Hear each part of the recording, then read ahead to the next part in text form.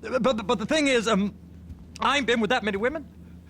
I don't find it easy, and Deborah, I mean, we're getting married, so. Oh, that's beautiful. But I'm scared that she's gonna leave me. I mean, this is her place, and the fornicating? There's Mr. Raspberry Jam. Whoa, whoa! Now, Mr. Raspberry Jam, he died a noble death, bringing great joy to a lonely man. I ain't got a very big penis. Some girls laugh when they look at it. Wow, show me. Oh, no. Show me, No, boy! I don't want to. No. Mine ain't nothing special, but this boy gets the job done. All right? Now, Wade here says that you work at the docks. Yes. Look at me! Can you just put your Johnson away, sir? Oh, Jesus. Yes, I work at the docks. And? Anything interesting there for a man like me? Well, I mean, I don't rightly know. What kind of person are you? Oh, I'm that kind of person, Floyd. I am that kind of person. Shut up and sit down.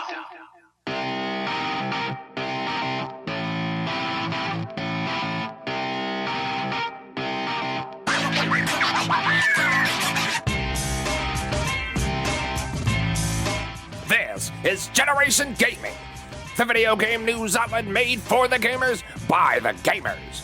Now, from Generation Studios, this is the Generation Gaming Podcast. Here is your host, the original Generation Gamer, Jay Lewis.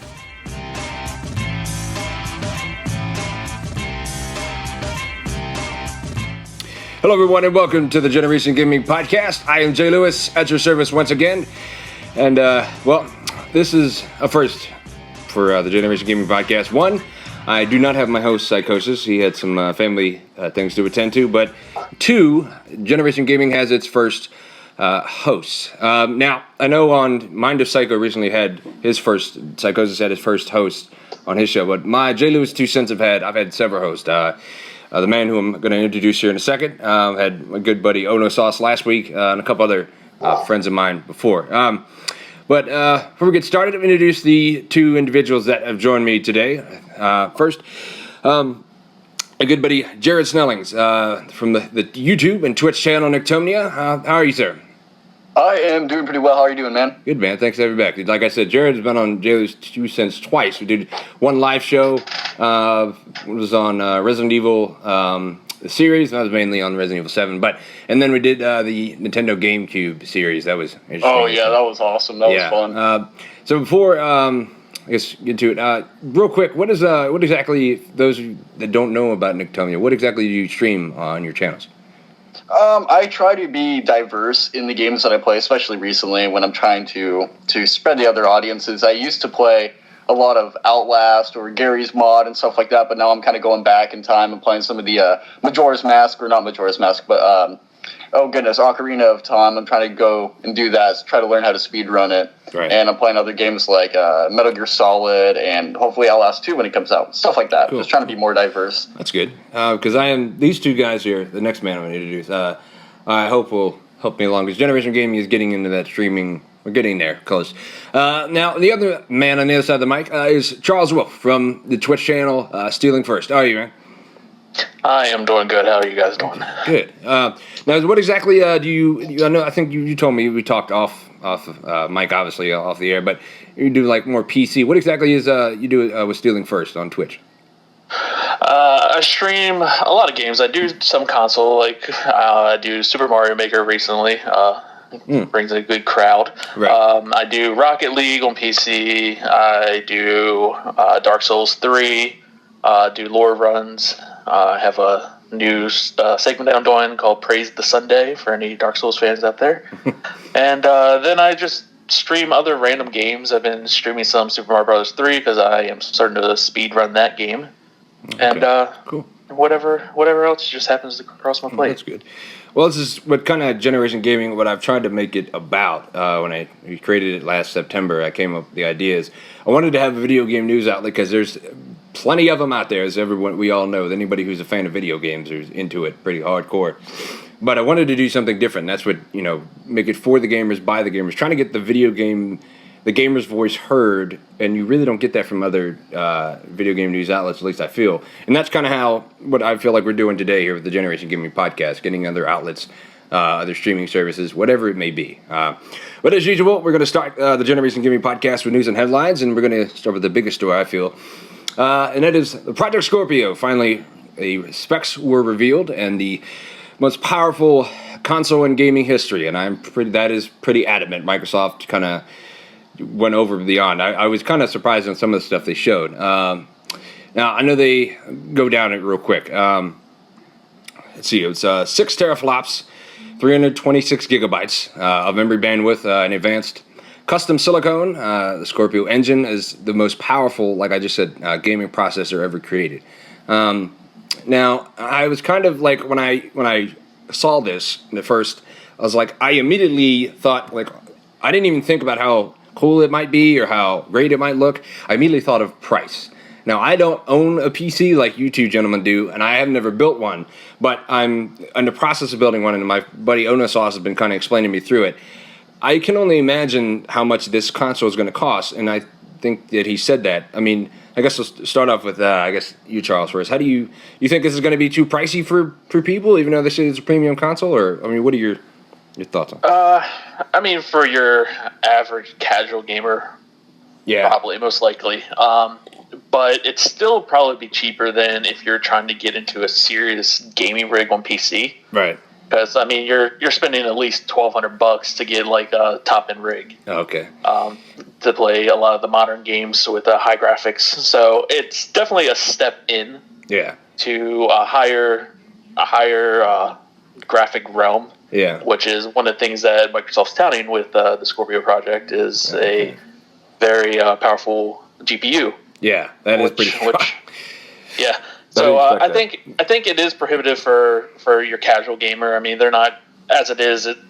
I mean, when Xbox One first came out, it was costing $500. Yeah, and I would be surprised if the Scorpio didn't sell for closer to $700. That's what I was thinking. I didn't think 7. I was thinking 6. But yeah, that's another thing. I mentioned it before we called. We got on the call. I said to Jared, I don't know if you remember this, but when the PS3 came out, originally for the first month, it was $600. And then they dropped it really quick because nobody was going to pay that, obviously. But, like, I know that Jared, he's told me how much money he spent on building his PCs, and it's like, I think he spent a couple grand easily. And I guess you could do that easily if you want the quality to be the way it is. But, Jared, I know you have, I already know what you're going to probably go on about this, but what do you, on your things on the Scorpio here? Well, first things first, if you want a good gaming PC, you don't have to spend $2,300 like I did. I did it mainly for the fact that I do live streams. I do a lot of video, audio editing. Right. I make films and stuff like that too. And but if you just wanted a good gaming PC, which is pretty much what the Scorpio would be, it's just a gaming unit. Yeah. You can build one for around the same price. Now, what I think about the Xbox Scorpio is if it is $700, I would just advise people to build a PC.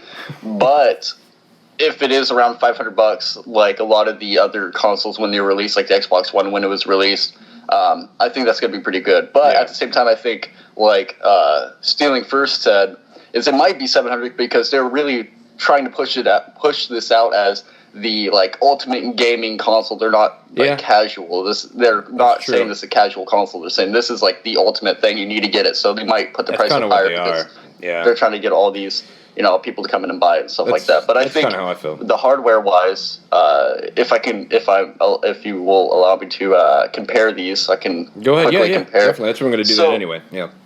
Yeah. Oh, with the Xbox Scorpio, just comparing it to I'm going to compare the Xbox Scorpio hardware to the Xbox One S, Xbox One, and I'll just compare them. You'll know. The S is your best probably marker to do that with. 8x86 cores. It's clocked at 2.3 gigahertz.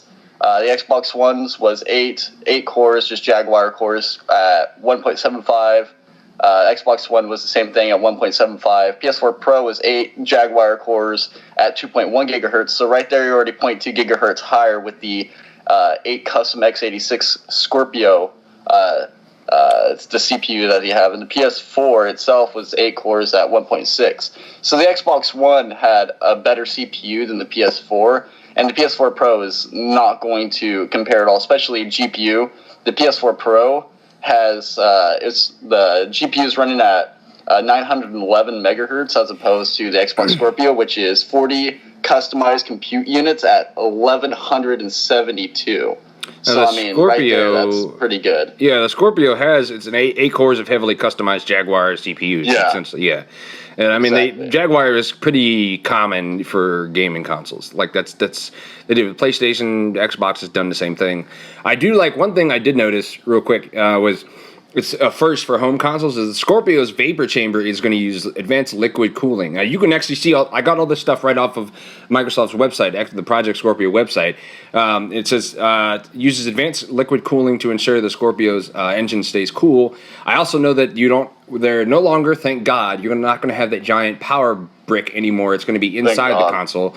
Yeah, and the supercharger style centrifugal fan rapidly pulls in and compresses air to deliver maximum cooling. I guess that's going to help with noise. Now, kind of what you were saying, I know to maximize performance and minimize, the power consumption, Project Scorpio is going to use I hope I'm saying this right, the HOVIS method. It's HOVIS. It's a cutting-edge digital power delivery system that custom tunes each console's voltage. Now, that's probably the power I was just mentioning. And then you mentioned the gigahertz, the memory. I think what people are kind of, at least the thing that, my words jumbled here, that kind of surprised me was the 326 gigabytes of memory bandwidth. That one, I don't know. I just didn't, I felt like it was it was more than I expected, or maybe I'm just not into it as you guys are, obviously, as education-wise. I know that Microsoft did partner with, Game of Sutra. Now, this is part of their development kit that they showed. Now, I don't know if you guys have seen the pictures that they took of the development kit, but it is smaller than an Xbox One S. That kind of surprised me. I didn't think that you'd be able to get all that into that tiny little box. Now, I went and literally, if you Google Project Scorpio development kit, you will see it, the development kit. And I want to understand. That's what I'm doing right now. Yeah, now I want you to understand, people need to understand something. And I think you guys can totally understand this.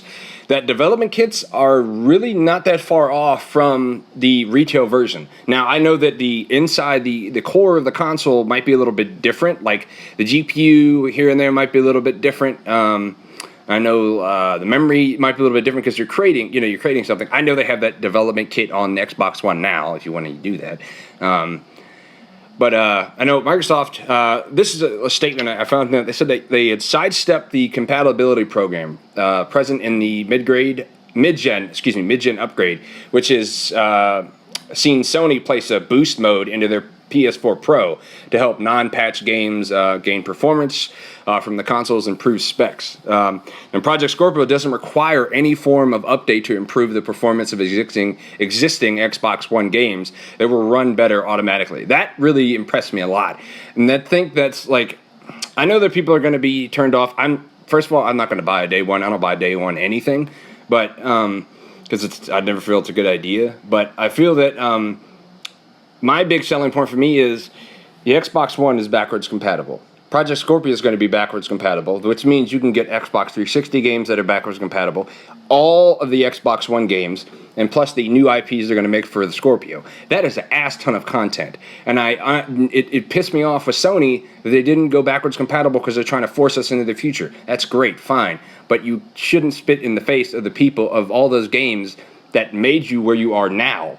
The library list that Sony has is ridiculous, and I know this is a whole other thing in itself. But for me, that's my big selling point. The amount of games you're going to get is off the break, not including the Project Scorpio ones, are pretty massive.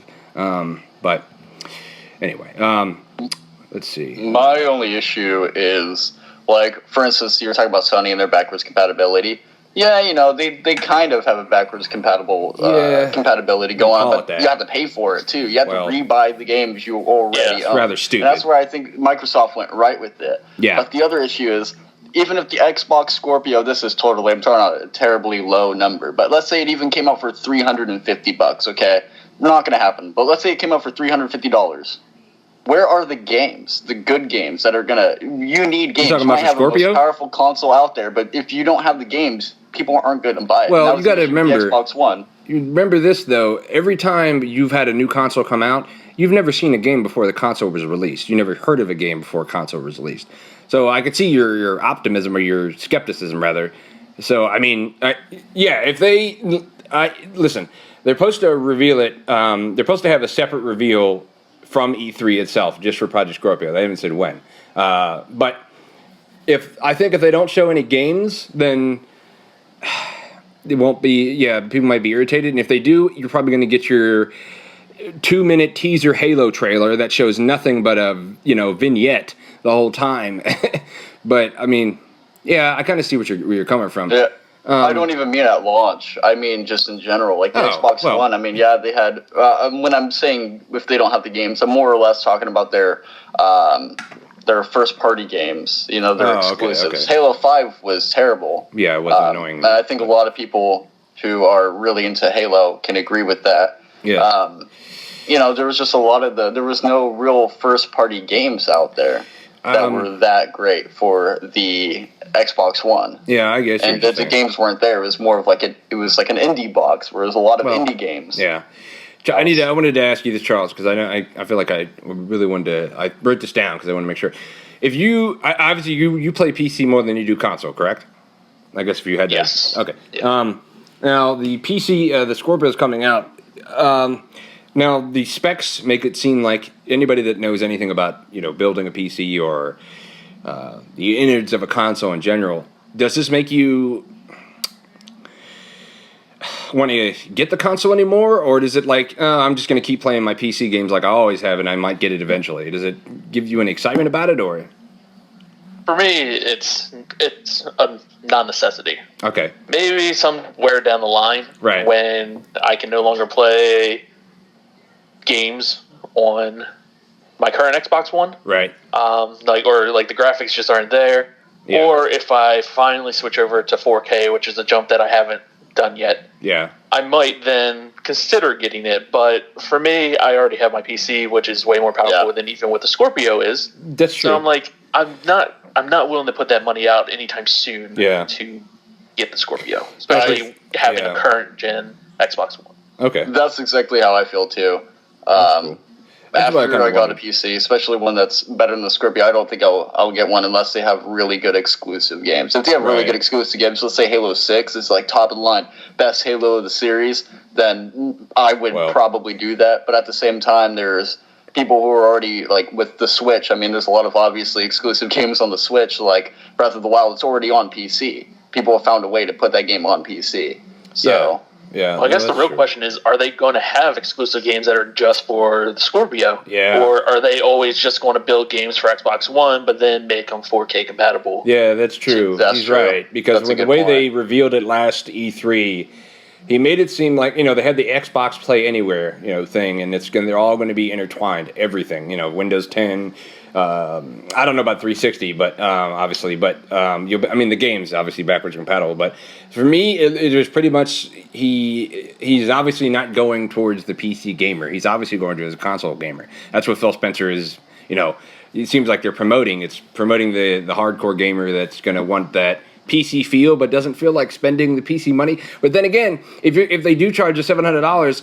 If you're going to spend that PC much money, money right there. then maybe you should just go try to build your... I mean, how much... Real quick, if you had to guess off the top of your head, how much would it be at the cheapest cost to build a gaming PC? Like, if you had to guess off the top of your head. I know that's a really Build a random gaming question. PC, but I mean, it might not be 4K, but you can build a gaming PC at $500. yeah. Okay. I would say a $700 PC would get you like medium graphics on games and run smooth. Okay. That makes sense. That's what I'm trying to get the justification. Is it worth upgrading? Because I think what I'm going to do is kind of what Charles said is I'm most likely going to stay with my Xbox One until I feel the time is right, to get the Project Scorpio. Yes, I'm sure it'll be cool. I'm sure it'll be great. But my buddy Ono saw us last week.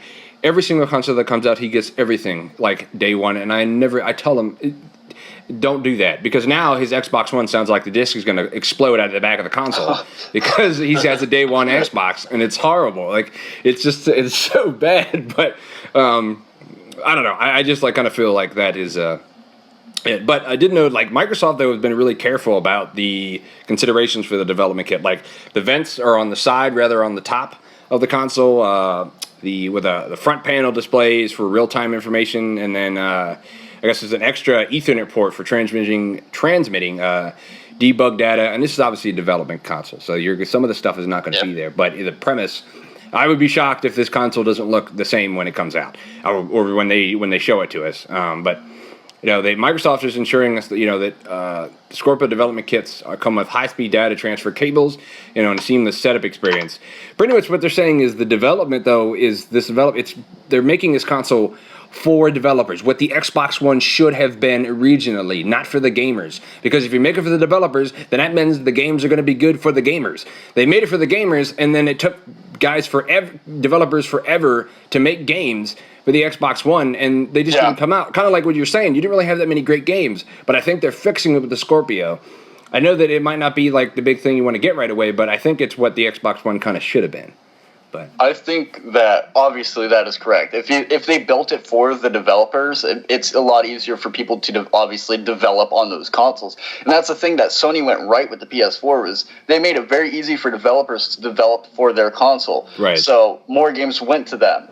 Yeah. However, one thing I'd like to say, it doesn't sound like I'm crapping on the Xbox One. I'm actually really happy about the fact that it's native 4K and not upscaled 4K. That's a big difference. A lot of people might not realize that if they don't really pay attention to everything. Right. But for upscaling 1080p to 4K, it's not the same as having native, UHD 4K. Yeah. All right. So that's awesome that the Xbox One or the Xbox Scorpio has that. Yeah, that's true. People get a little confused with that. All right. Move on to the next segment. Now, what I did before when we were writing this show is I wanted these guys to kind of give me a couple ideas of what they would want to talk about. Now, the next one was Charles' idea. Was Destiny 2. And I know we were in an Xbox Live party, and he ranted like it was nobody's business, and I said, this is perfect for the show. So I'm going to just, all I'm going to say is Destiny 2 is coming. It was, I guess, announced not too long ago, pretty recently. I don't know the date exactly. But it's coming to PS4, Xbox One, and PC on September 8th. Now, before I throw this to you, Charles, I didn't play Destiny that much, but I kind of felt like it was, I'm just going to say off the top of my head, dull and boring. Didn't have, well, I guess in some aspects, the soul to make it memorable to want to keep you coming back for more. And I kind of feel like it was a little bit off-putting. I don't know. What do you think, Charles? Yeah, I mean, that's my big problem with this is, like, I'm worried that that's what's going to happen with Destiny 2. Because, I mean, a lot of people play Destiny, and they continue to play Destiny. Right. I haven't played Destiny recently, but I understand that it's a lot better than what it was when it first came out. But I just remember buying Destiny when it first came out on Xbox. Mm-hmm. I played it for probably like 30, 40 hours. Right. And I'm like, there really just isn't anything to do. I just paid $60 for a game that should be an alpha or beta that they're still building content for. Yeah. And it's like, the only way to make this better is if you pay for DLC after DLC. Yeah. So. And then I think they were also, I think Bungie missed the mark a little because I think they were going for an MMO feel with the whole game. Right. And they failed. I mean, with the exception of the Crucible where you're doing PvP. Right. I feel like there's no point that you really needed to have a lot of players. Maybe a small group of friends could get through the game without any trouble. I was going to ask, like, because I when I played it, like, I mean, I don't want to bash the game or like get on the game because I didn't play it enough because I kind of stopped. I just didn't feel. I kind of felt the same way, and I kind of it just really piqued my interest very much. But so that's what I was saying. Like, it's an MMO, but like it's basically you're playing against AI most of the time. Like, is there a player versus player? I know that you had the Crucible, but is there anything where you're fighting against other players, or like what is? There wasn't really much of that, right? No, the only time, at least from when I played it, I don't know what new things have come out with the DLC, but it was Crucible was your only time that you fought against people. Okay. And then every other time there would be like events that you could go in with random people, like raids, so to speak. Right. To actually play with people against the AI, but you're still playing against the AI. Right. And okay. it's just to me, just that doesn't pull me in. I mean, it's, Yeah. I see that. I mean, I think I think the question is, and I thought about a couple things asked about Destiny 2 is, I mean, does Destiny 2, I mean, from your perspective, you think it's really going to fix those big issues? Like, is it kind of felt bland? Like, there wasn't a whole lot there, like you said. Is it worth the gamer? You think it'll be worth the gamer's time? I mean, they haven't showed us a lot, but they're kind of hyping which it. is that's my big question is like, is Bungie going to actually deliver with this and not require you to buy 5 DLCs to get what feels like a full game experience? Exactly. Yes. Now, granted, there aren't many details out in the public yet, but they are saying that they're sort of taking it in a new route. They're not just going by the original plan for the game. Right. So, but they still haven't elaborated on that. So, Bungie just needs to step up because personally, Bungie, in my opinion, I mean, I like Bungie. I mean, they're the ones that really got me back into console gaming when Halo came out and Halo 2. Right. And then things just sort of slid for me with that company afterwards. It just started going downhill, in my opinion. Yeah. I guess the other question is, I mean, you're not going to know, I guess, obviously, until you would play the game, obviously, yourself, but you can get some information and some narrative from what you read or might see. Do you think that there's any way, like when Destiny 2 comes out, like if they fix the bugs that you're talking about, do you think it would interest your peak in wanting to go play that, or is it something you might I would be willing, like, first of all, they would have to come out with some sort of demo for me to play. Yeah. Because that game put more of a sour taste in my mouth than any game. Right. The only other game, should I say, that was worse than that was No Man's Sky. Yeah. I was really disappointed with that game, too. Yeah, that really bugged me. That game, that was complete garbage there. But but a close second for me was Destiny. Right. And it's like, man, I paid so much money and I put time into it. And it's like, there's nothing to do. Because within the first couple hours of gameplay, I felt like I just started doing the same thing over and over and over again. Jared, did you play Destiny at all, or did you?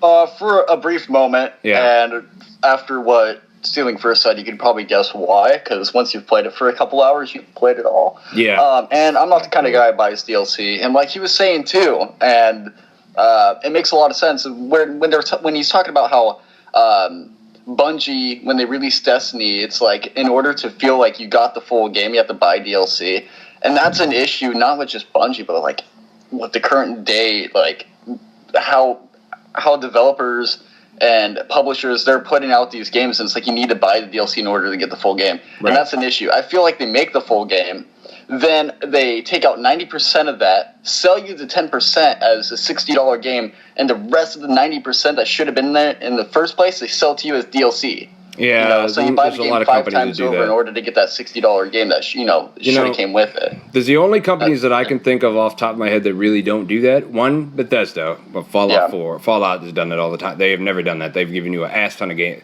and then you can choose to buy. There's not many companies that like that really will give you a full game. GTA or Grand Theft Auto, Rockstar is another company that's really good about that. But like you said, most of those companies just give us a half-finished game.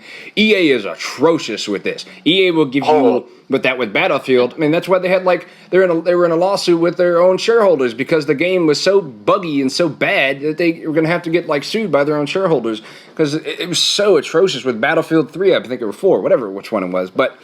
It's just, I don't know. They try to insult the gamer's intelligence. Think well, I guess we have to buy this now because it's, if we don't, then, we're going to feel left out or whatever the hell we're going to feel, whatever. And don't forget about Ubisoft. I don't know. Well, I can't say that right now because I'm playing Wildlands and that's got a lot of content. I'm really enjoying that game. But that's some of their stuff is the same way. Ubisoft is the same way. You're right. All right, well. It's a bad trend, though. It really is.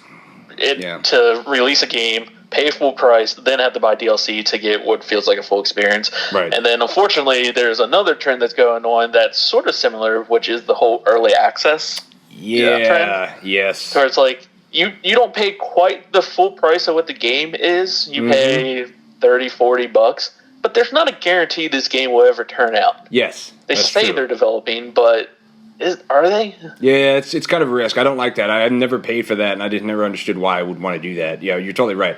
Yeah, I mean, some some games, because like that was popularized by Minecraft, Yes. to where you bought it in alpha for a super cheap price, and they promise you every update in the future will be free to you. Right. And it turned into a giant community, and they looked after their patrons, Right.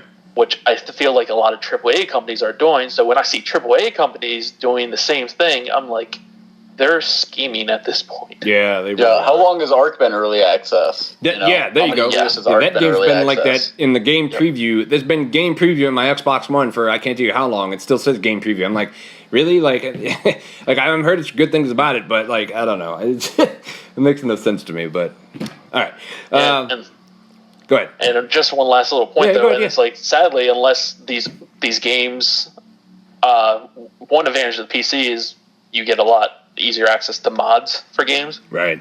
and it's sadly the modding community, I think, that actually makes the games better. These type of Yeah, that is true. I do agree with you, especially for an example, like one bad thing about me having a console is besides Fallout 4 that gave me all those mods. Great, like GTA, I would love to play all those GTA mods, but I can't because I'm playing on the console. But it's just an example. Yeah, you're right. A lot of the times it makes the game a lot better, but it doesn't.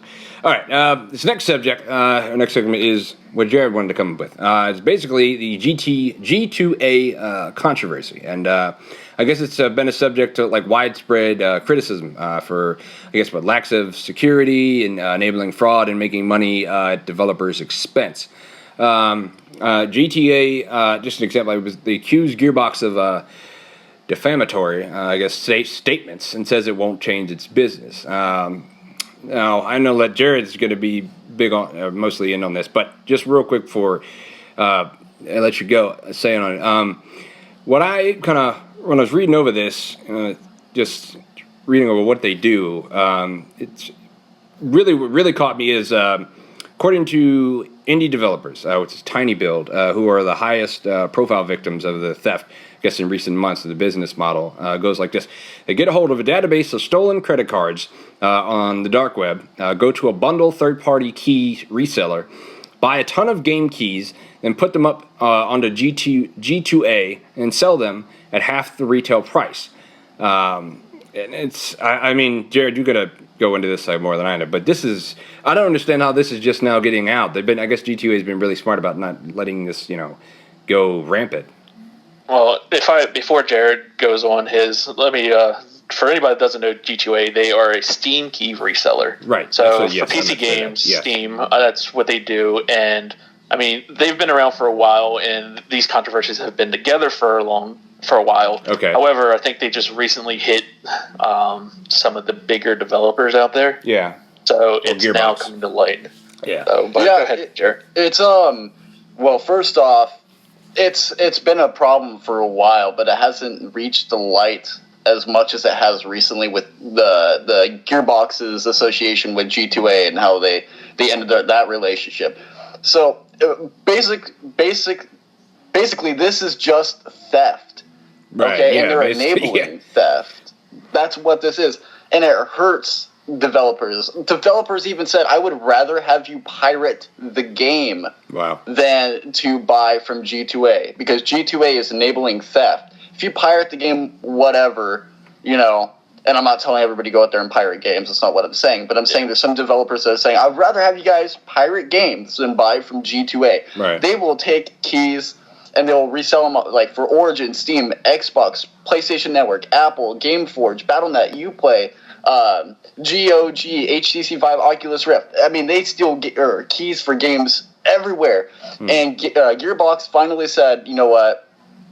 One thing I want to mention first is Gearbox was fine until people started mentioning, why are you doing business with G2A? And apparently, which I find fishy, is apparently Gearbox knew nothing of G2A's actions. So they have a really bad team and who doesn't do research on who they're doing business with, Yeah. or they knew and was just hoping that no one would bring it up. And then when someone brought it up, they were afraid it was going to damage your reputation, Gearbox's reputation, and they're like, oh, yeah, those bad G2A people, But everybody knew G2A was bad. I mean, that's why I ended my partnership with them. I was partnered with them for my Twitch channel, and I ended it because of how it's thievery. That's what it is. I'd rather not have a partnership or a sponsorship and be able to tell people to actually, buy from the developers and don't steal it. Yeah. And when I used to use G2A, this was when I first built my PC, so I didn't really know a whole lot about the stuff that was going on in the PC world like G2A. I went to G2A because people were like, yeah, they have games for cheap. And I was thinking, okay, this is what my thought was.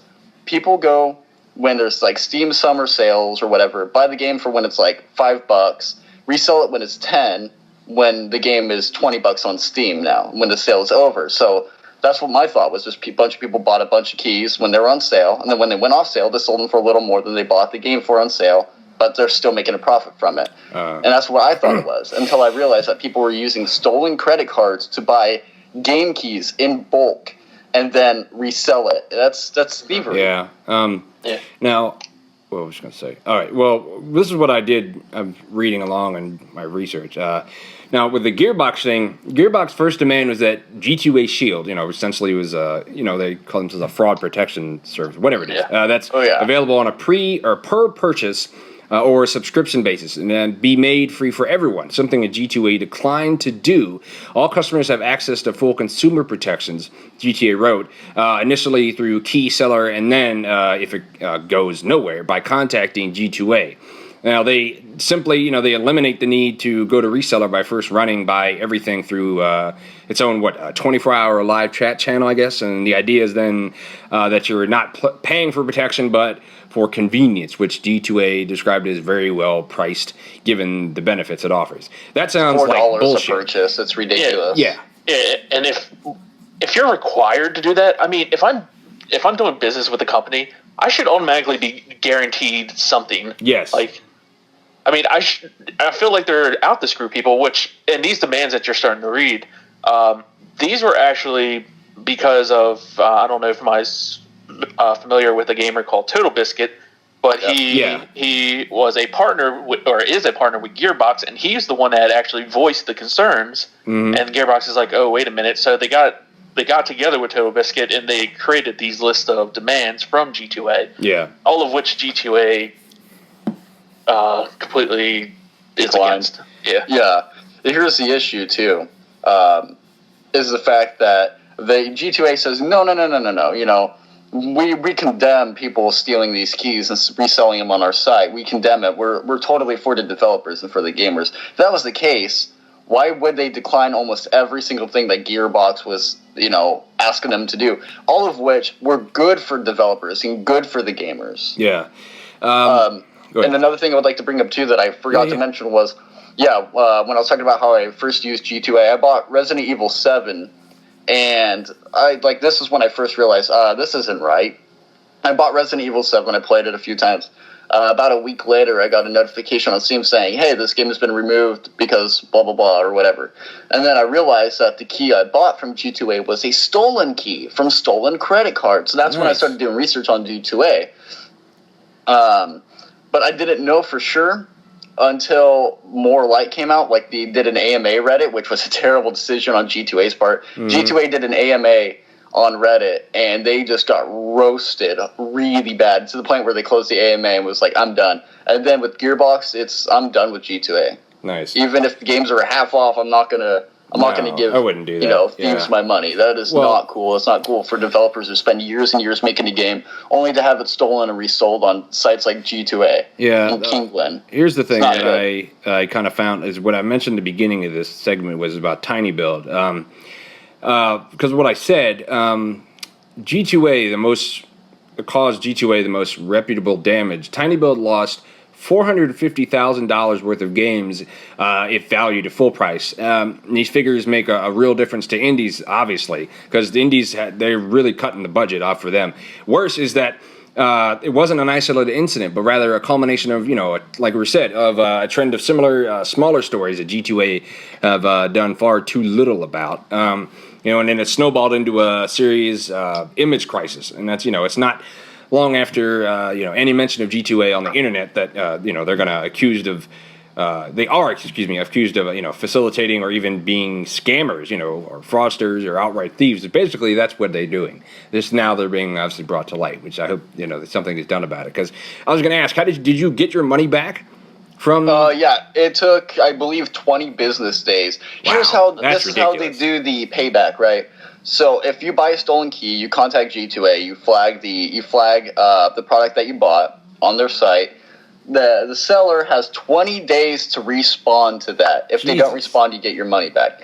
Luckily, the seller I bought it from didn't respond, so within 15 or 20 business days, not normal days, so business days they can drag on. That's like over a month. right. That I waited so long to get my $40 back. But if I would have spent that extra $4 for that added extra protection, then, or my bad, not extra protection, just, so you get more features with the site, which is Right. what it is. It's $4 for protection, basically, is what it is. You get 24-hour chat, but who knows? Who knows how long it would take? Because maybe Yeah. they're like, well, we're going to give them 15 days to respond anyways, and then you spend $4 for no reason. Yeah. Who knows? All right. Well, let's It's, go to it's a ripoff. Good. Yeah. And what's sad to me though is Tiny Build actually wrote up a blog post talking about the whole Gearbox G2A situation. Right. And one person that they pointed out was a guy by the name of Mario Mirik, who is a senior account manager at G2A.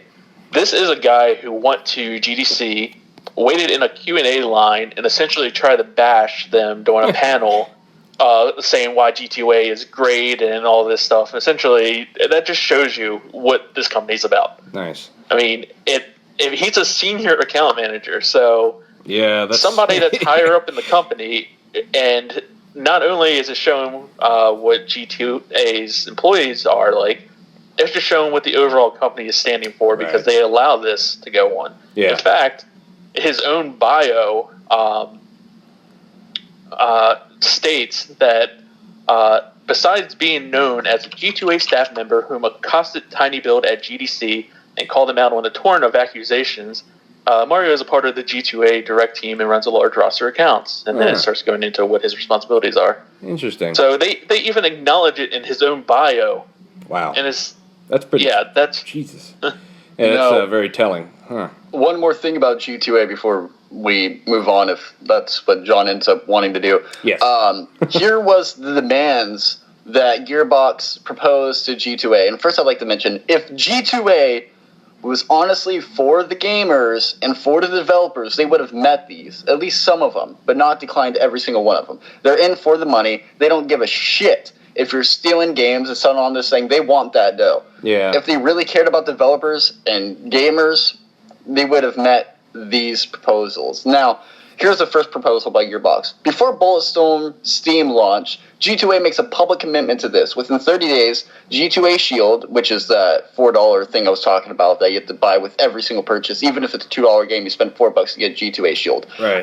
AKA customer fraud protection, is made free instead of a separate paid subscription service within terms offered by other major marketplaces. All customers who spend money deserve fraud protection from a storefront. To that end, all existing G2A Shield customers are notified by April 14th that fraud protection services are now free and they will no longer be charged for this, which that should have been done if they really cared. Before Yeah. Bulletstorm Steam launch, G2A makes a public commitment to this. Within 90 days, G2A will open up a web service or API to certified developers and publishers to search and flag for immediate removal keys that are fraudulent. So they're giving developers and the ability to be like, wait, that's not real. Someone stole those. To be able to flag for those and be able to get them removed. So the only real keys that were bought and could be sold on G2A. Well- So let me read that sentence one more time to catch it up. G2 will now open up a web service or API to certified developers and publishers to search for and flag for immediate removal keys that are fraudulent. This access will be free of charge and will not require payment by the content holders.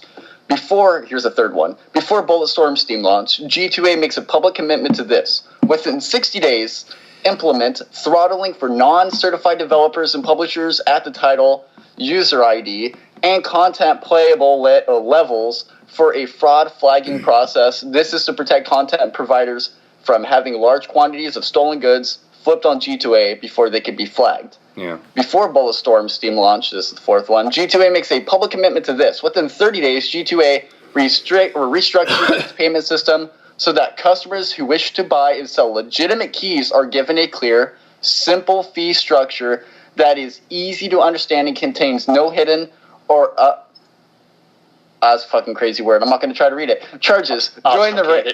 Thank you.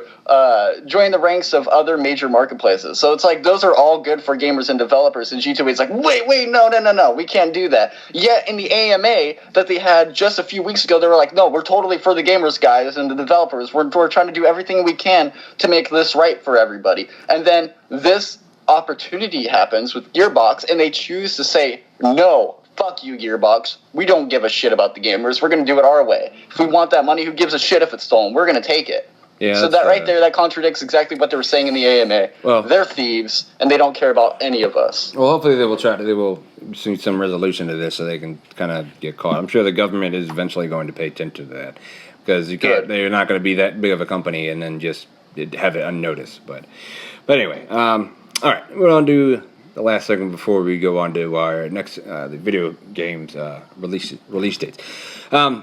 As you probably noticed, most of the show has so far been about Microsoft, or at least the first and this part. So Microsoft is going to allow users to self-service digital refunds on Xbox and Windows 10. Pretty much it's Microsoft that's going to match Valve Steam's refund policy on Xbox One and Windows 10 in a future update. And they revealed it in the Xbox Insider program. And I remember reading this because I'm part of that. When you purchase an app or a game on either Xbox or Windows 10, you will soon have the right to refund it without begging, and calling Seattle or Bangladesh or whoever I got to talk to, Microsoft support representative, which they're better than they ever used to be. They used to be atrociously horrible. I had to speak to somebody from another country, which is not the point, but it's irritating, but they're a lot better than they are now. But pretty much the process goes you go to account.microsoft.com and sign in, select payment and billing from the top menu, select order history, then find a purchased app or game, then select a refund request, and you have to wait. But there are buts to this, obviously. There are conditions, meaning the games and apps are only eligible for refunds within 2 weeks of purchase if you have less than 2 hours of usage across all accounts on that device. All accounts. So that means if you play... yeah, so... And DLCs, season passes, and DLC are not eligible for the self-service refunds. Also, the game or app must be downloaded and launched at least once before requesting a self-service refund. So I think it's a good idea on paper, but it's kind of... It's in the works, though. I'm sure they'll edit some of this, but I'm not really big on that 2 hours thing because personally, I feel like there's some games that you need to play more than 2 hours to really understand if you're going to like this or not.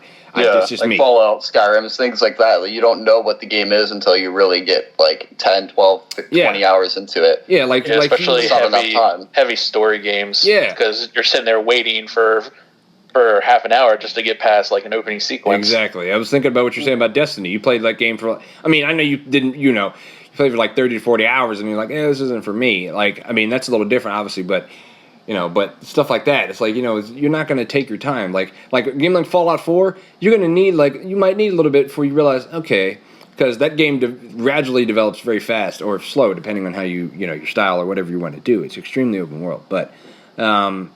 see what else. You got to wait at least 1 day after the game or apps launch before requesting a refund. Certain Windows 10 apps may not be eligible for self-service refund, presumably at the developer's request. And in Microsoft, they've emphasized that it reserves the right to block access for users who abuse self-serve refunds. So people who repeatedly purchase then refund games simply to test them out are likely to find themselves with a ban. That's bullshit. I'm sorry, but that's bullshit. I guess I see why they're doing that, but I kind of feel like if I have the money to pay for a game and I don't like it, it's like anything in the world that I feel like you buy something and you're like, wait a minute, this is shit. I should have the right to fucking return it and get my money back and try something else. Now, I could see maybe, doing on... I don't know. I just that's a really grainy line for me. I feel like that shouldn't be in there. Well, the one playing devil's advocate with that point, I sort of understand it because if somebody's trying to make just like previews or like first looks at games, Right. the last thing you want them to do is buy the game, play the 2 hours, get their footage, and then return it and get their money back. Right. Yeah. And then they I go get on that. to make money from that content in the I future. see. So I understand that. Yes. The biggest thing here that I don't agree with is the 2 hours. Right. At minimum, and I mean this is still a stretch. 5 hours is what it should be of gameplay. Yeah. Push it up a little more. 2 hours is a little ridiculous. You could Yeah, blow through that, really quick. I mean, think about like what was I going to say? Like I was saying, like in Fallout or any like open world games, you could basically spend 2 hours just BSing with your character and doing no gameplay whatsoever. Like, just messing around with that. Like, or for instance, there's a good example. WWE 2K17, WWE games in general. It'll take me probably an hour or two to create a character, and I haven't even gotten to the chance to even wrestle anybody yet. Or if I do that first, stuff like that. It's like, you need to give more than 2 hours. So, but anyway. Yeah, using sorry to interrupt you there, Jared, but Go for it. Using No Man's Sky as an example. Yeah. They're like that's an example of people put in like 34 hours in the game and Steam would still refund their money. Wow, that's good. So it's like Well, I think a lot of people refunded that I think game. they're heading towards the right direction with this whole thing, but Yeah, it's just the they first still output. need to break it down. Better than nothing. Changes. Yeah. I think the problem is well, I mean, I actually see it both ways. If you're playing a game like, for instance, like I just bought Metal Gear Solid 5, Phantom Pain. I mean, the prologue itself, just the prologue, is about an hour long. So how are you guys supposed to know if you like the game or not when you only got to really play the prologue and maybe a part of a first mission? You're not going to know. And then by the time you play 3 hours or 4 hours, 5 hours of the game, when you actually get into the game, you realize it's bad, it's too late. The other end of it is there's some games that are super short, like Inside or Limbo. Those games, if you've never played it and you're just going through it for the first time and you're trying to solve these puzzles, you can still beat it in about 3 hours. Yeah. So someone who is pretty good at puzzle games or whatever, can figure things out, pretty smart, can beat the game and right around the same time. And then if they beat the game beforehand, then they return it after they beat it. Yeah, that's true. So it depends on the game. And by the way, there's a little feedback. I can hear myself. Yeah, you can. It's because apparently I cannot find video game release list I had, but that's okay. I do say 3 to 4 hours for most games. Not every game's only going to be 2 or 3 hours, like Inside or Limbo. Yeah. I say it should be at least 3 to get into anything. A little bit, All right. Now this just to protect. Go ahead. Just to protect. Sorry, it's really hard to talk when I hear myself. Not your fault, but here's the issue: is like to protect people. I forgot who makes Inside Limbo. If you made it like 4 hours long, people could just buy the game, beat it real fast, and return it. But that's a very small minority of games, as opposed to most games that are at least 6-7 hours long, like Halo 5 or whatever. So I say 3 to 4 hours, a decent time to be able to do that. Sorry, guys. This is like acting weird. My wonderful laptop. All right. Well, moving on, because I think what you're going to do. Give you guys 1 second. We're going to take a break. We're going to come right back here to the Generation Gaming Podcast.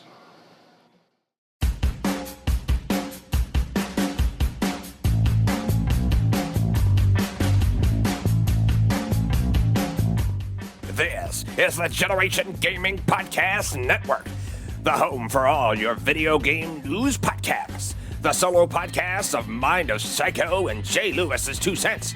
And of course, the monthly podcast that is the Generation Gaming Podcast. News and headlines, video game releases, and the Generation Soapbox.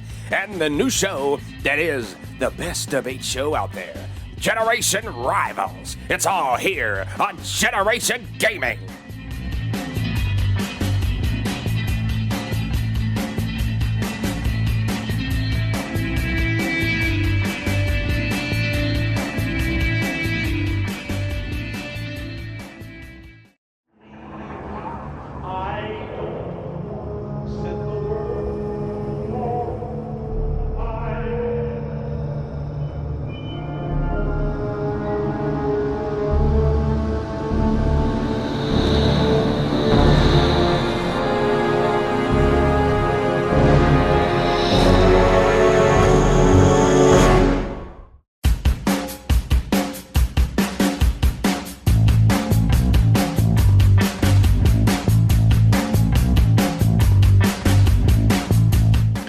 Welcome back to the Generation Gaming Podcast, and our next segment, we got 2 more segments to go.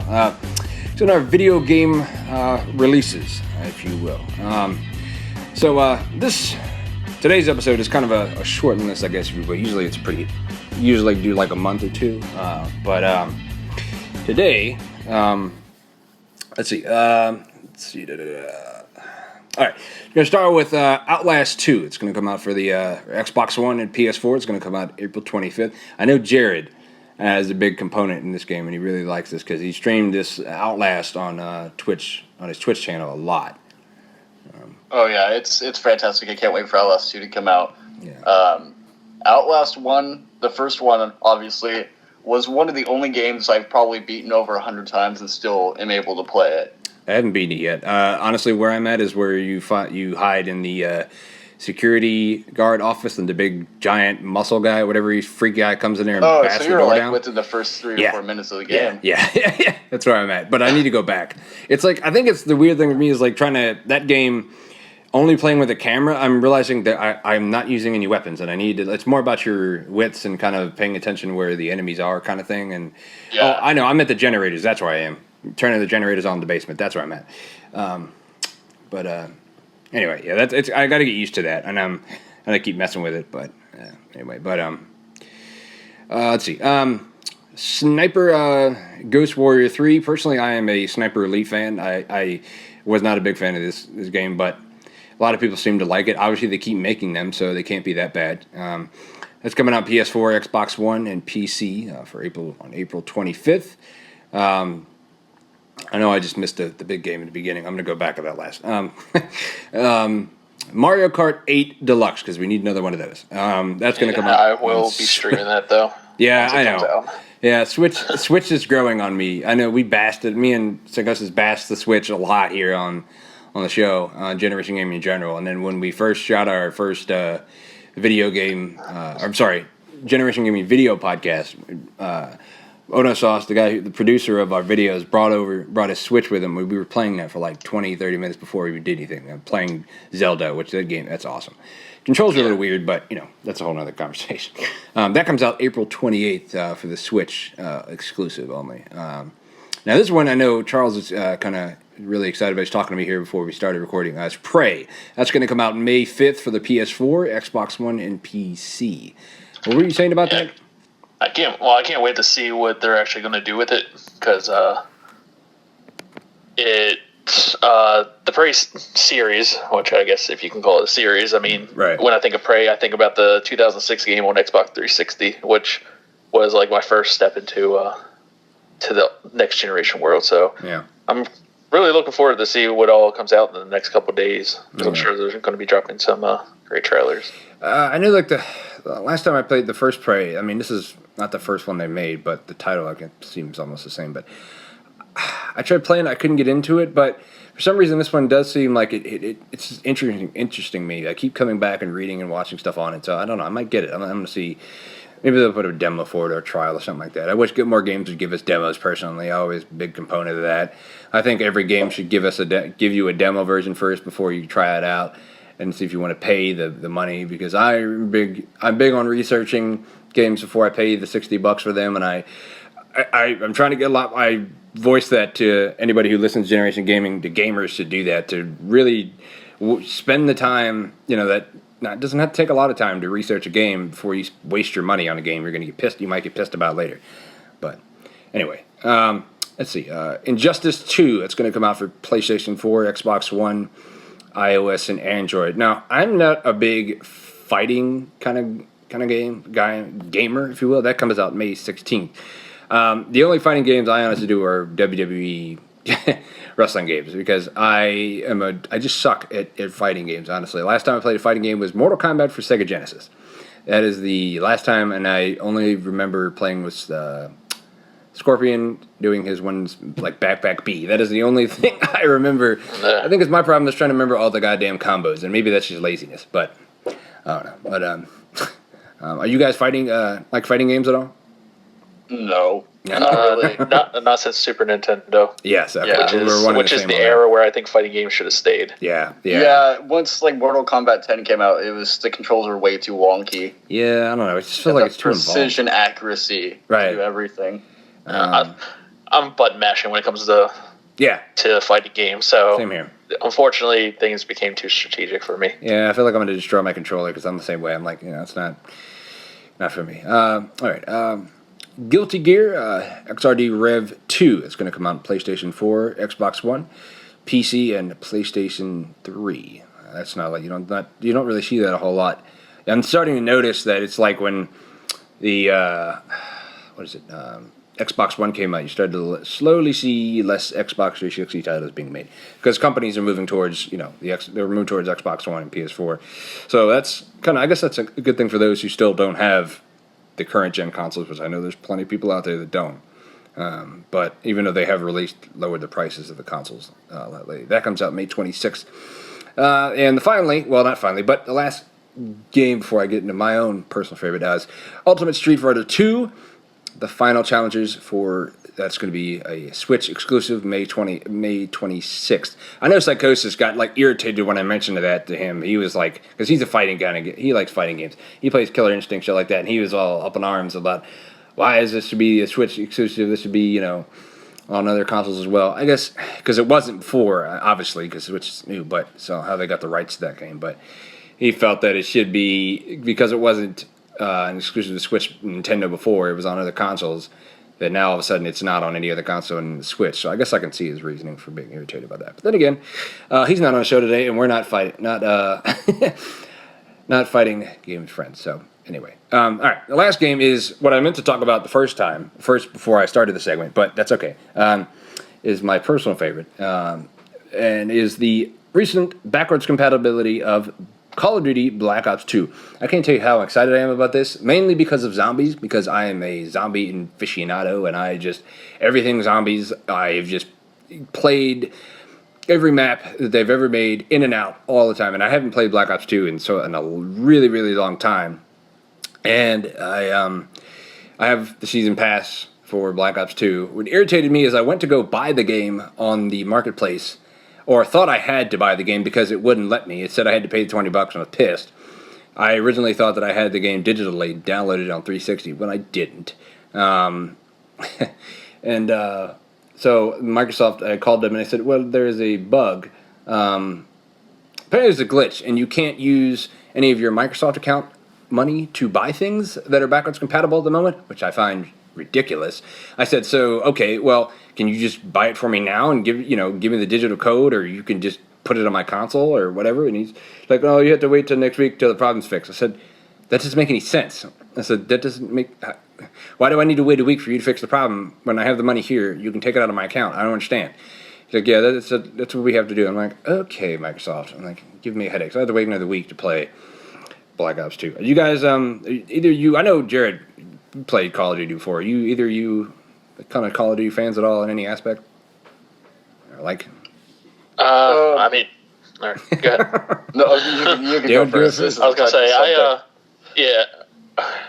Call of Duty. I don't mind the Call of Duty games, but once again, things got repetitive. The attention to story, because I would always play through the single player.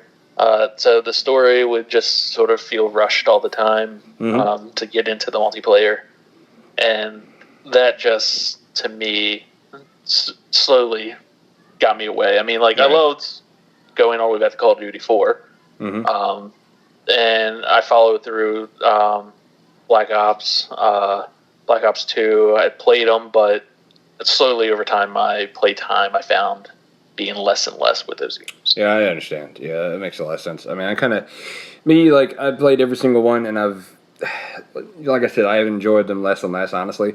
3, I thought 3 brought the series back a little bit. The story was okay.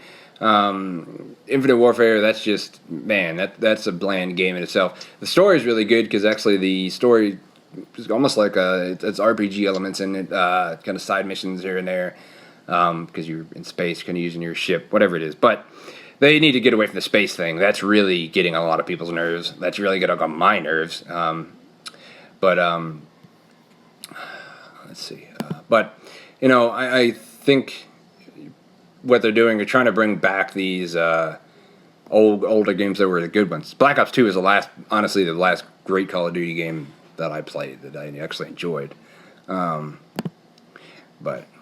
anyway, nonetheless. All right, now we're going to listen to our final segment here on the Generation Gaming Podcast, the Generation Soapbox, which we'll have entitled YouTube, Twitch, and the pros and cons with streaming in the present age of video games and content. Now, I'm going to pretty much let Jared and Charles go on this because those two guys are way more informative than I am on this. But I'll have my little 2 cents anyway. I guess we'll start with Jared because this is something that I originally thought of this as an idea to talk about Soapbox is you had brought it up to me. I saw one of your YouTube videos. I don't know which one it was, but you basically said you felt like you were trying to reach out to other YouTubers, I think, and other gamers trying to get together because you felt like YouTube was a one-for-all kind of mentality, every man for himself. Yeah, it seems like it gets really deep too, sadly, but that's all right. It seems as though, especially nowadays, it just like it was before, it was pretty much one man, every man for himself. It was lacking that community again. Right. Everybody, when like ad revenue was coming out, everybody started, and all the drama channels started coming out. People started bashing everybody so they can get their ad revenue to get their money. And it's even worse now because ad revenue has gone down like 85% compared to what it was. And everybody is bashing everybody to get as many views as they can to make up for that ad revenue loss. YouTube lacks that community.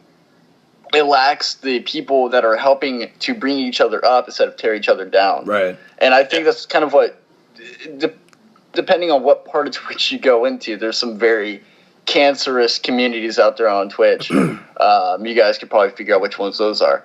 But most of the time, people want to help each other out. You know, they'll join each other's streams, they'll mod each other's streams. They'll be like, "Hey, bud, how's it going?" And everybody joins in and hangs out and has a fun time. And that's just kind of the way Twitch is, especially with YouTube going downhill like it has been recently. I think Twitch is finally making its mark, and it's the future for content creators.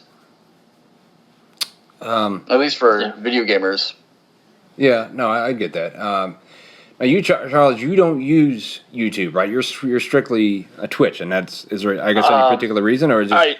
I started with recorded videos, content creation on YouTube, doing gaming videos on there. Yeah. But first of all, YouTube is a very saturated market. Yeah. It's hard to get noticed, and while I was creating the videos for fun, trying to have a good time and share gameplay and funny moments with friends, it got to the point to where it sort of got frustrating because it's like I would put hours into a single video of editing, getting everything together, uploading, and it would only be viewed by 20 people. Wow. Yeah. And that viewership would never go up. Right. I would start getting some new subscribers, but I would only get like a subscriber every, 2 weeks. Right. And so it was a very, very slow go. So it's like, I'm making this content, putting all this time, and while I'm not in it for the money, like I said, I'm trying to have fun with it, it becomes sort of like a disappointment, though. It's like, what am I creating this for? It's like I could have more fun just playing the game outright with friends Pretty much. Not post it anywhere. So that's where I started getting into streaming, which then brings up the question, do you do YouTube streaming or do you do Twitch streaming? Well, YouTube streaming at the time was just starting to pick up, and it was a little buggy, and a lot of the bots out there that help make your stream better weren't available for YouTube. So I started on Twitch, not as like a full-time thing, but on a rare occasion. But I actually found that the streaming over just straight like recording and editing and uploading is a better medium because you get to interact with your viewers in real time. Yes. Which is a huge thing for me. I love talking to the viewers, which, I mean, I'm not a big streamer in any sense of the word. I mean, I am currently at 68 followers, but I usually consistently have around 10 viewers right now, concurrent viewers, and I'm good. constantly talking to them, having conversations with them, and I can get their feedback in real time. So if there's something that's a little off, they can tell me it's off, and I can make that correction. And it also, like Jared was saying, the community is a lot better. I started to really increase my followers. I gained 30 followers in about a month's time. And a lot of that came from me like going into a smaller stream, getting to know the streamer, and then all of a sudden they're shouting me out. I start shouting them out when I'm streaming, and I go in and my cousin, he streams. I'll mod his channel while he's streaming, and it's a more close-knit community. And while there are some toxic communities within Twitch, they tend to be more secluded. Right. Yeah. And for the most part, it's everybody that I've run into is good. Yeah. And if there is somebody that's trying to make something toxic, at least you have the ability to ban them from your chat so that they're not bringing down everybody with them. Yeah. Yep. And that's what it is for me. Streaming to me is the best way, at least for gaming. Although now things are starting to move into creative and talk shows and everything. Yeah. But that still has a way to go. But as far as gaming content, that's the way to go because you can have fun playing a game. You don't have to worry about editing anything, and you sit there and you can actually talk with the people that are nice enough to come into your chat and have conversations with. Yeah, it's pretty fascinating. I guess when Twitch and YouTube itself, or I mean, I know they're different in their own aspects, but it's pretty amazing to see how many people actually basically like watching other people play video games, and that's totally understandable. And there's some aspects where the person that might be streaming is doing it for a specific thing, or he's trying to like get a certain achievement or a certain level, or whatever he's doing is maybe just basic, whatever the word I'm trying to find, just level specific or whatever he's trying to do. And there's other people that are just playing the game, whatever, it's all open to anything. But I know, like, money-wise, I mean, you're saying it, like, recently, now on YouTube, I mean, they are having their issues with stock-wise, and I know now you have to have, like, 10,000 viewers to make any money on YouTube at all. I mean, I would like for Generation Gaming to get to that point one step at a time, but I'm not going to rush it either, push it out there. But, like, yeah, you were saying, like, YouTube on Generation Gaming, I'm putting it out there just to have the videos known, but, like, you have, like, the dumbest people, like, will comment and just, like, try to destroy what you're doing. And then I realize that the people that are commenting on it are other actual groups or communities in YouTube that are bigger than I am, and I'm realizing, like, they're just trying to shut down what I'm doing.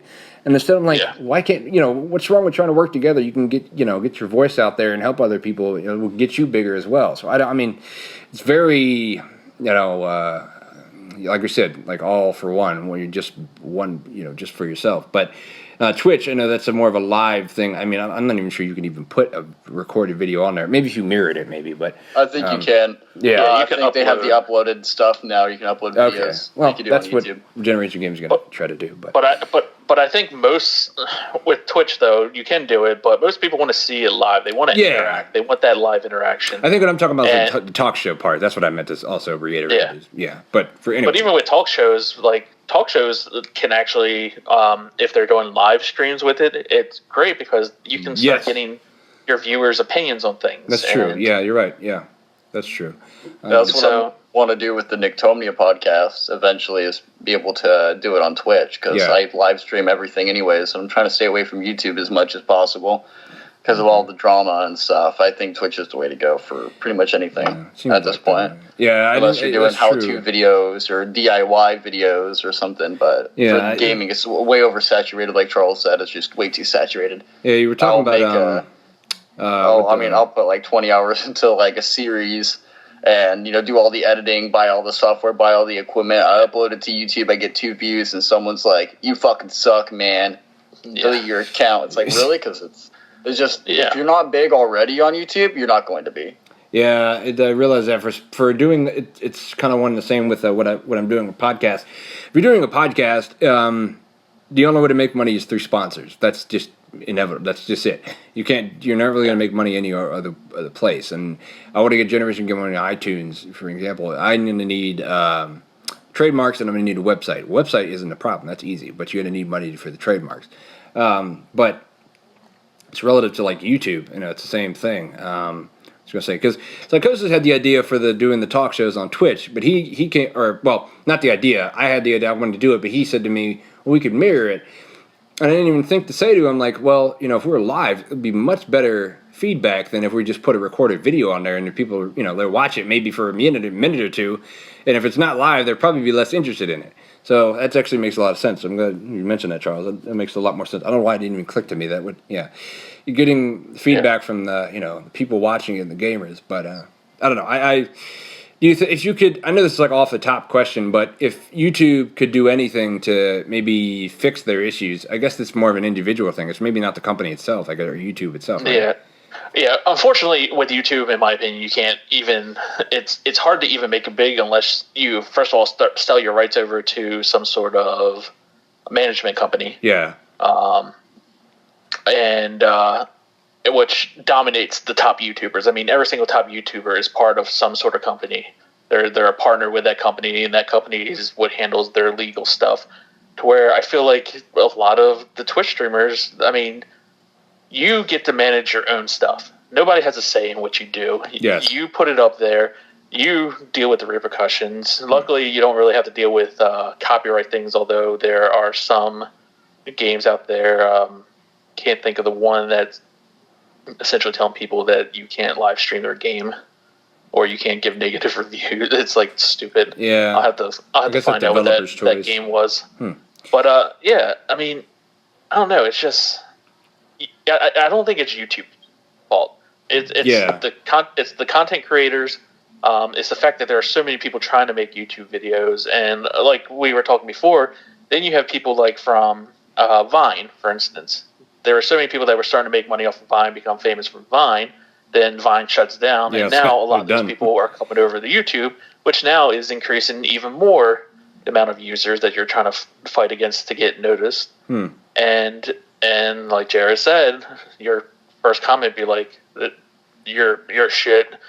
You're nothing. You're worthless. This is crap." Yeah. It's like why? Yeah, it's like I don't spend all that time making it. Yeah, and it's like I never have that problem with streaming on Twitch, and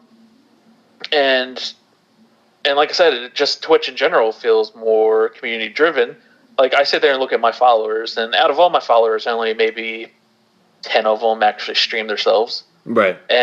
But every single one of them that do stream, I follow them back because I want to help them out as much as they want to help me out. Yeah, so that's true. There's a more like group mentality, like we're all in this together. Plus, even if you're starting out, even if you don't have a huge follower base, you can still have a chance to make money because you can do donations and stuff like that to you. And that is something with YouTube. It's like unless you're already big, you stand no chance of money if your goal is to actually try to get some sort of compensation to keep your right.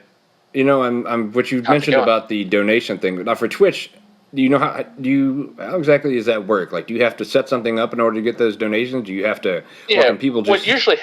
What usually happens with Twitch, like I use a program by a company called Streamlabs, which has a lot of features that you can add into your stream to make your stream more interactive. Correct. But they also have a link that will link to your channel, which will then go to essentially it links to your PayPal. So people can go on and give you donations, but they're going through this Streamlabs link, and then you just put that link right into the bottom of your stream. I figured it was PayPal or something like that. Yeah. I mean, there's other methods, but okay. I know that YouTube. When I was reading into it, it's like you said. It seems it's a lot more complicated to make a buck. I mean, of course, I'd like to be successful and make a profit with Generation Gaming, but I'm not gonna. I know if I push it and rush it, it's gonna make the product watered down, and nobody's gonna want to pay attention to it. Because when I really, I'm being completely honest, and I'm really passionate about Generation Gaming's motto being for the gamers, by the gamers, and having the gamers' voice heard. And Twitch is a great place to do. I feel to do that, and that's I think the next step for us. Like anything. But I don't know. Maybe people realize what YouTube's doing. But yeah, and the community aspect of Twitch, though, I think the real thing, because no matter what, if you're looking at YouTube or Twitch, you're looking at gamers that want to watch games that they either don't play themselves or can't afford or whatever, but they're trying to see what it's like. Or it's a game that they love watching and they love watching other people play. And it's almost like a collective victory or failure when the streamer is playing, because it's like, oh, you see the streamer go in and like they're rooting for you, and all of a sudden you get past whatever you're trying to get past, and now it becomes a community, we did it type thing. Yeah, I've seen that plenty of times before, especially on bigger ones. Well, that is before we end, I want to do that. I usually ask this Psychosis or actually any guest I ever have, because I just kind of want to see how everybody's opinion is on it. And it's kind of I guess an all-around question on the video game industry as well. And I'll start with, I guess, you, Charles, first, I guess. But as the video game industry, is there anything that like maybe stands out to you, or anything that you would like to see the industry to change, or anything that is like, maybe bugging you, or anything that you like on the industry at the current moment, or you like how it is? A lot of the stuff is stuff that we mentioned already in this podcast. So the whole DLC wave of using that as a method to provide a complete game. Now, granted, if there's a game that's great and then they're like, you know what, we're going to add some new features and this, and then they offer DLC, I'm fine with buying that DLC. Right. Because it's like, all right, I already like the game. I've already feel like I've gotten a complete experience out of the game, so I'll buy that. Unfortunately, too many companies are using that model as you buy this to have the full experience. Yeah. Which, so between that and like microtransactions, that's a huge one with a lot of small games. It's like, you know what, we won't charge you that much to buy the game, but if you want to unlock everything, you have to pay $2 for this, $5 for this. Yeah, it's a little ridiculous. Microsoft, I feel, is the worst. I feel like Microsoft is like always something you got to pay for. They're trying to get you to pay for it. I mean, I feel like they've been like that since as long as I've dealt with Microsoft. But yeah, so I mean that's the big thing. But thank God, in my opinion, for indie developers, because they're the ones that are forcing the AAA companies to change or to make a better product. Because some of my favorite games, as of recently, have been made from smaller developers. Like the game I play a lot, I play Rocket League. That came from Psyonix. Psyonix is far from a gigantic developer, but yet it turned into this huge community. In fact, right now, as we speak, it's the RLCS is going on, the Rocket League Championship Series, which that's true, is a huge thing. So, it's always nice success story. I think we're in a good balance right now, but the AAA companies, I think, are the ones that really need to step back in. Yeah. I understand profits is what allows them to continue going. Yes. But you still have to remember the gamer. Yeah, I do. And I think companies like, for me personally, I feel like, I know I mentioned them before, but companies like Bethesda, companies like Rockstar, I mean, I know I've dealt with Bethesda personally in the past, but they really do take the time. Bethesda especially. Bethesda is one of those companies that has no problem taking 8 years to make a game. That's what happened with Fallout 4. Now, there might be some little issues with Fallout 4, but the game as a whole is amazing, and I love it. And I know I'm a big Fallout fanboy, but the companies like that and Rockstar that take the time to make their games, I think, are the ones that do better off. My God, GTA 5 broke records when they came out. Like, sales records are through the roof because the game is amazing. The quality is awesome. It's all there. I mean, yeah, it might have, every game has bugs. Every game has tiny little issues you're going to, nitpick about, especially myself and Psychosis. But those companies, I think a lot of people can take an example from, because they really do take the time. They don't pump out one game every year like, Ubisoft did with Assassin's Creed. Finally, they learned that they need to chill out with that, because that was annoying as hell. Like, I don't need one every year. Same thing with Call of Duty. I wish they didn't do that every year, but now it's on that 3-company basis thing. It's a different Call of Duty every year, but it's a different company making it. But good on paper, but doesn't seem to be working too well at the moment. But which, granted, I do dislike some of Bethesda's corporate tactics with things. Yeah, I understand. I can see where you're going. As far as the development goes, they're fine. They're perfect. Yeah. But there's been things that Bethesda has done and some other companies have done, like suing people. Yeah, that's true. I know what you mean. Yeah. Yeah, like the whole Scrolls yeah. thing with Mojang, and they wanted to call their game Scrolls, and it's like, oh, people confuse it with it's- Elder Scrolls. Pretty sure nobody's But- going to get that confused, but yeah, anyway. But overall, they keep that portion of their company separate from Yeah, they do a the good job of development. that. And I think more game studios need not care about what non-gamers are talking about, because I mean, if Rockstar, Right.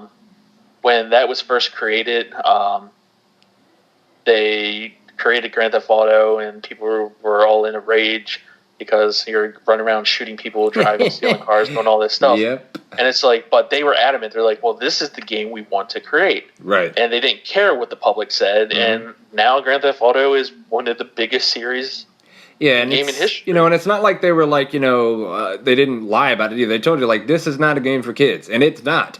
That's obvious. Like, it's always got me, like, when I don't do it anymore because I get digital games, but I'd always get me when I go to GameStop, when I used to go to GameStop in high school, and I stand in line, and, like, I remember GTA San Andreas, and I'm like, there's a kid, looks like he's probably, like, 10 years old with his, or however old he was with his mom. And I'm like, really? Do you really gonna let your kid buy this game? And like, I'm pretty sure if I was like in middle school, like this kid probably should be in bed right now. It's midnight, and you're gonna let your kid buy this game? Like, it seems a little off-putting, but I think that's what drove a lot of that stuff, is because uninformed parents more than the game themselves. Yeah, I remember. I mean, that's what the SRB rating's all for. It The tells name you of the this. game is Grand Theft Auto. I know, yeah. So it's absolutely ridiculous. Well, So it's the non-gamer parents that Yeah. aren't paying attention. the parent, I swear to Speaking God. of Grand Theft Auto San Andreas, I have a first generation PS2 copy that I went to trade in years and years ago at GameStop, and they wouldn't let me trade it in because of that whole hot coffee thing. Oh, yeah. I know what you're talking about. You know, it's funny Yeah. you mentioned that. GameStop. I went in there. It was about uninformed parents. And I don't know what game I was looking for, whatever. But I was browsing. And I couldn't help but overhear this conversation with this kid and his mom.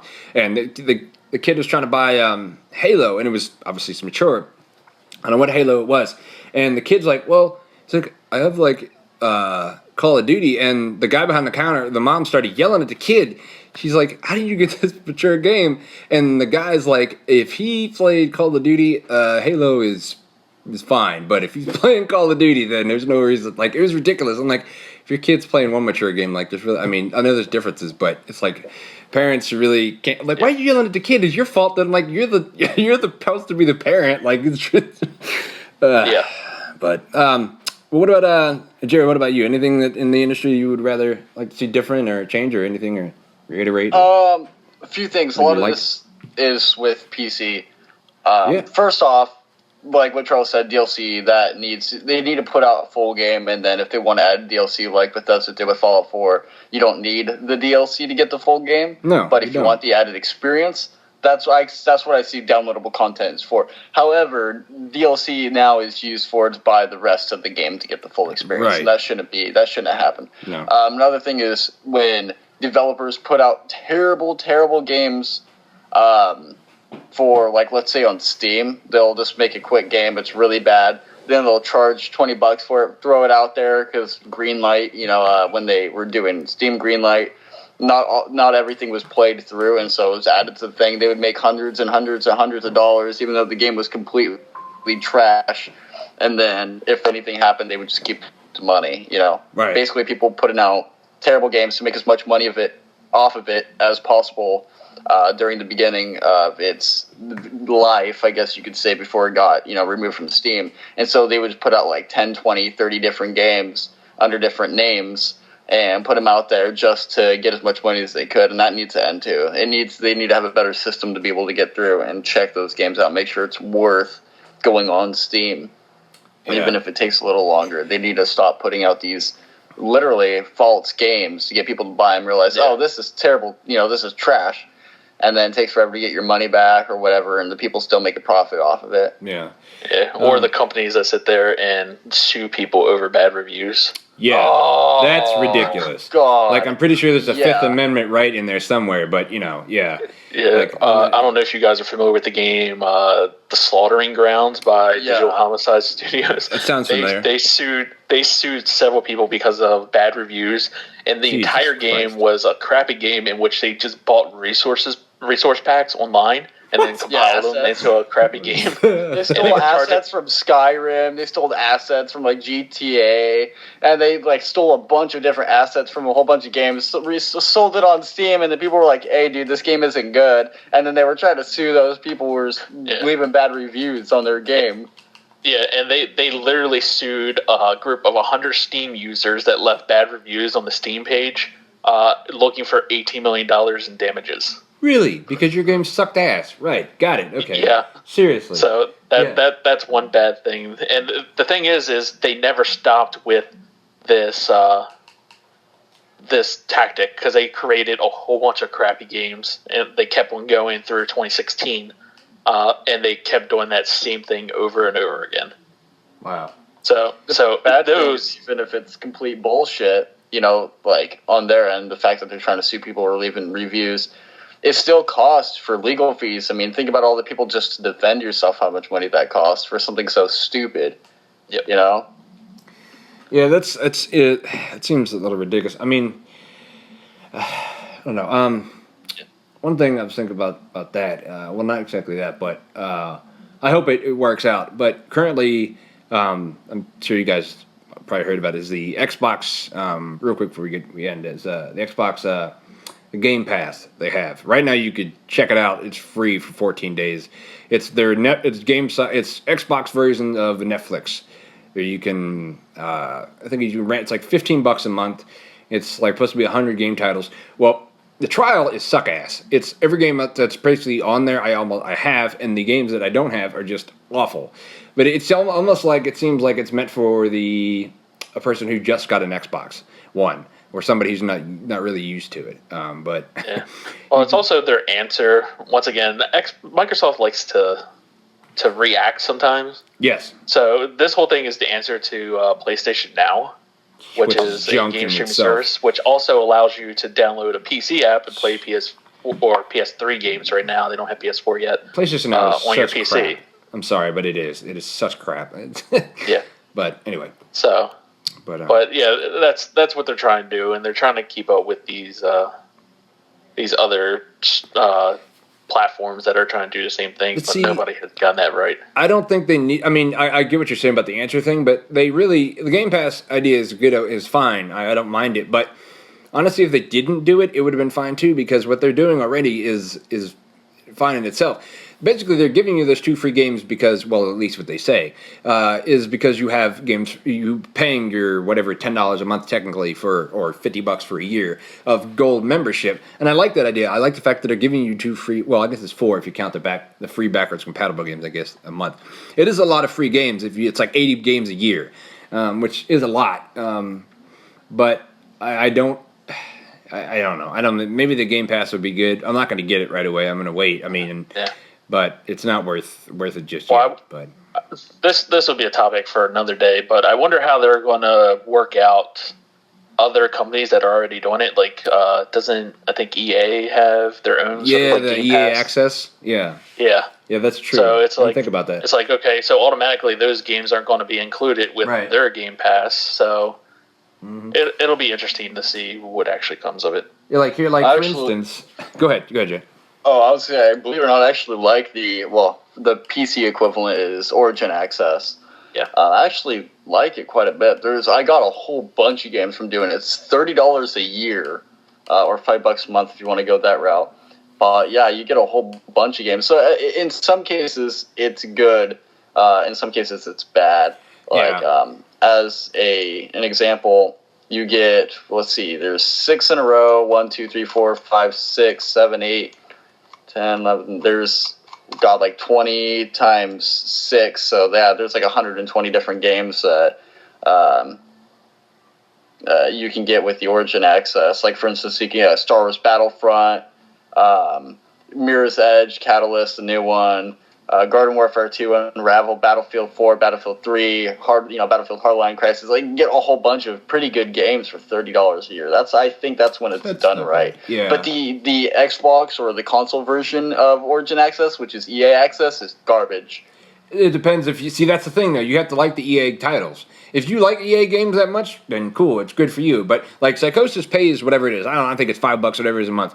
I'm sorry, but I'm already paying for games for gold Xbox Live a month. I don't like EA games enough to do that. I like some of their game titles, but I mean, yeah, like when they give EA access for free on Xbox like a bunch of times a year, and I'll check it out then. And maybe, but it just doesn't, it's not something else I want to pay for. It's not worth it on console. No. I'll tell you that. I could see that. I totally understand that. It's good on PC, not good on console. Yeah. There's a lot of games that are missing on console that are here for PC. Well, like... I get all the Mass Effects except Andromeda.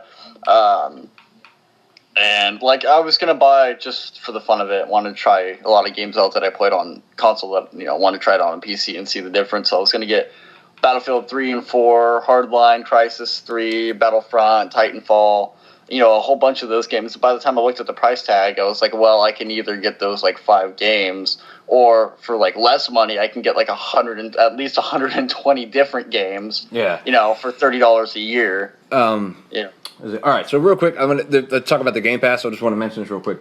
So if you were to go on Xbox right now and check it out, because I just turned my Xbox on and just want to see what I was talking about. What you get right now, which you could play, they have games like Kingdom for Keflings, Banjo-Kazooie, Dark Void, which they could just throw that in the dumpster.